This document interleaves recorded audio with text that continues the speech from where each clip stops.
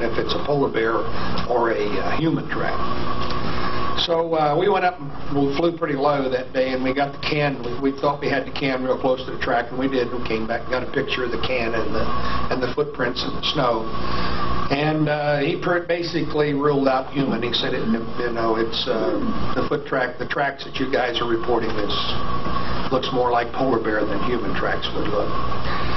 So I think that around the fourth to fifth day, we called the search off and said that if they were out there, the weather being what it was, they more than likely couldn't have survived anyway.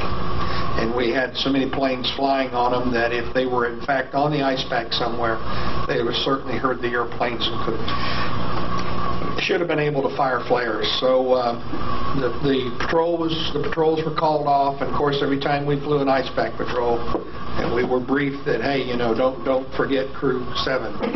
We still could find them. So we looked until we came back in April. Every time we flew an ice pack, we always kept an eye out looking for Crew 7. Got back to Jacksonville. Of course, we no more got to Jax. We went back to Jax, I guess, a month and a half, and then we were involved in the Cuban crisis. We ran pretty heavy and pretty hard through that, all the way through until February of '63, and they released the people who released us from when the Russians started turning around and going back with the missiles. All of us was on a year extension. So they dropped our year extensions, and my enlistment came up, and I got out of the Navy and went to work for TWA. Came back to the Navy in '65 and was in Moffett Field, California in 1967, transitioning vp-50 from P5Ms to P3s. The word came through that they had found the crew, and that I went up and looked through the records and got the reports on it. Somebody directed me on how to find the reports in the Navy communication stuff, and the report stated that they had recovered the remains of Crew 7, and they were all had been recovered, and that they could not identify 5 of the people. So we didn't have much that appeared that the airplane just simply flew into a snowbank on a plateau in the glacier. And I think that if I recall, that snowbank is 2,300 feet, which is probably about the altitude that they would have been flying on their ice pack. So although from what I read, the direction of the airplane was on a northeasterly direction, if I recall what the report said, and the airplane should not have been flying a northeasterly direction. It should have been flying more or less a north and south direction, because the ice pack pretty much ran north and south, so we flew pretty much on a north control all the way out. Anyway, that pretty much rounds it up for me until here recently in the last 3 years.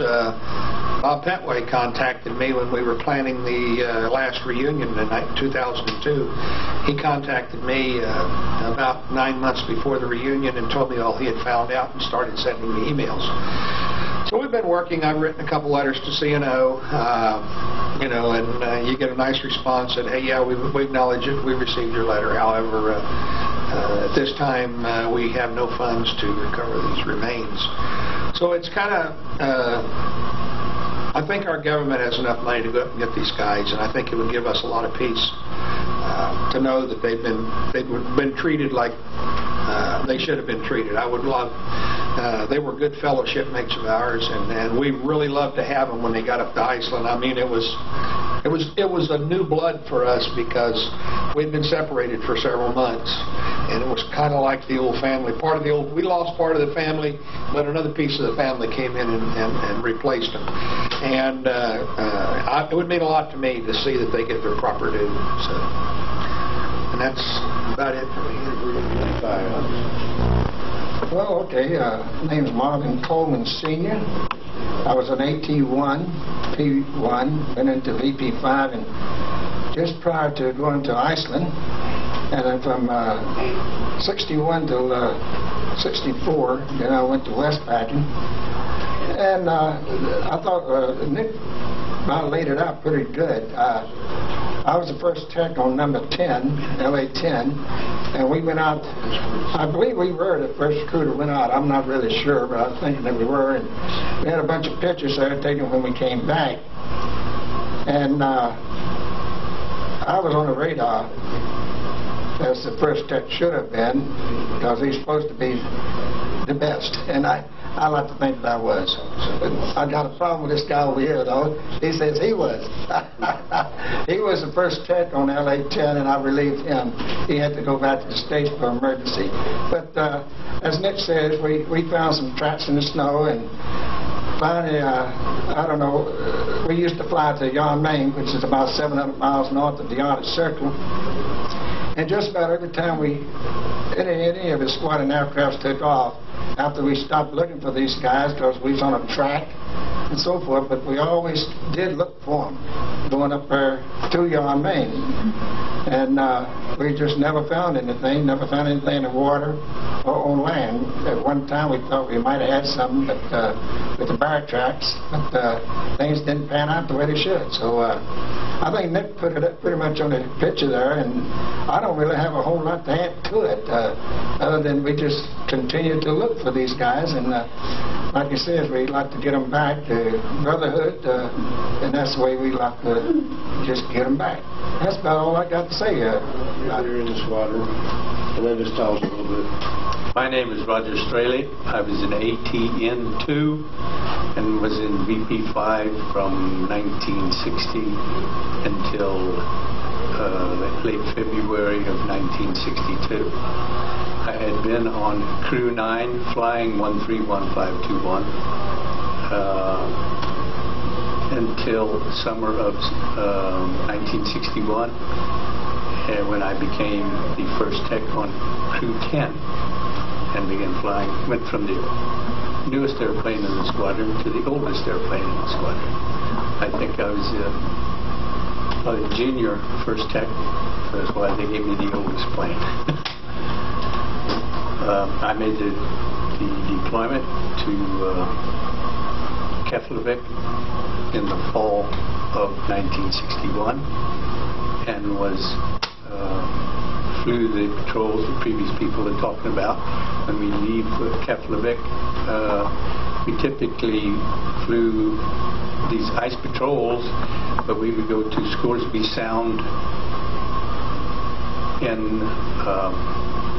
on Greenland, and we would drop stuff out to those people, their mail and sometimes candy, Christmas e-dunks. As I recall, it was an Eskimo village pretty much. And we would leave there and fly northeast to Yon, Maine Island, a small island belonging to Norway. And we would throw out parts and mail to the Norwegians. And as I recall, 2 United States Coast Guardsmen were on that island. And of course, it was icebound through the winter. Their only supply of parts and mail was what we would throw out of the airplanes to them when we fly there. So the typical flight was from Keflavik over to Greenland, from Greenland up to Scoresby Sound, up to Yon, Maine Island, and then back to Keflavik. And it was several hours of patrol. I knew several of the folks on LA-9 that went. I had gone back to the United States on emergency leave about 3 days before the plane was lost. And I came back to Jacksonville. And it took me about 2 days to get here. So very shortly after arriving in Jacksonville, the word arrived that LA-9 was missing, and with all hands. And I was not there for that initial search and rescue effort, all those flights. I returned to Iceland after a couple of weeks here in the United States. And as a previous gentleman have stated, every time we flew patrol, of course, we were always had our eyes and ears out or any kind of indication from the crew of LA-9.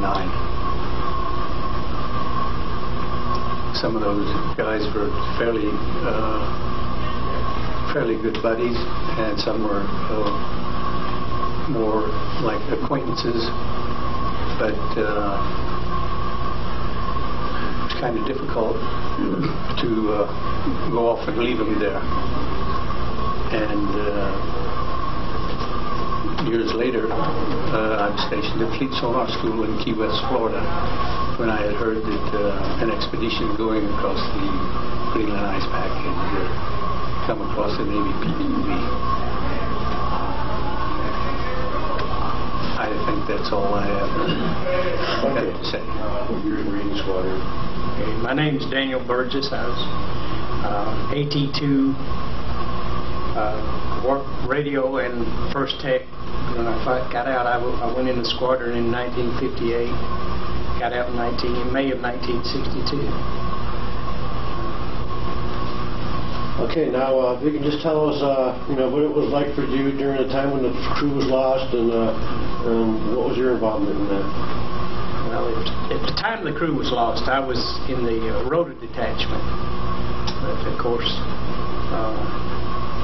there in Rota, we had our own duties to take care of, so we wasn't involved in the search for them. But of course, that made it a little harder on us over there because they were all friends of ours and buddies. As a matter of fact, the radio, well, the second tech on that plane, Norman Russell, was a real close friend of mine, and we were so close that the young lady that he was going to marry, when he got back to the States, Bonnie, I named my daughter after her. But we didn't get a chance to even get involved in any search for him because the guys there in the area were searching for him. But it made it, really did make it harder on us. But you have your own duties to take care of. Now, when they found the plane in '66, did you hear about it then, that they actually found it? Yeah, I heard. And I was under the impression that they had recovered all the remains that they could. We weren't aware that anybody's remains were left. I wasn't even aware at the time of them going back and blowing up the remains of the plane for security reasons. And I don't understand why remains wasn't found then when they went back to do the explosion. And because this crew comes along afterwards and discovers there are some of their remains there, and that's the thing that really gets me, because I had a son get killed as a truck driver, and even though it was a fire, we did at least get his remains to bury him, to have a little closure. But these families haven't had any closure on it, and it's just a hard thing. And I haven't gone through it myself personally. I know it's got to be really, really hard on these families, and we would like to see these families at least have some closure in this. Okay, is there any other comments you'd like to make or anything else? No. Tell me when. Anytime. My name is John Scott. I served in vp-5 from 1958 to about April 1961 as a mechanic, as a second mech or assistant plane captain, and as a plane captain. And before I left, Commander Kozak came into our squadron, and I believe I was his first plane captain. And I had served with a crew that consisted of Hurst, Renneberg,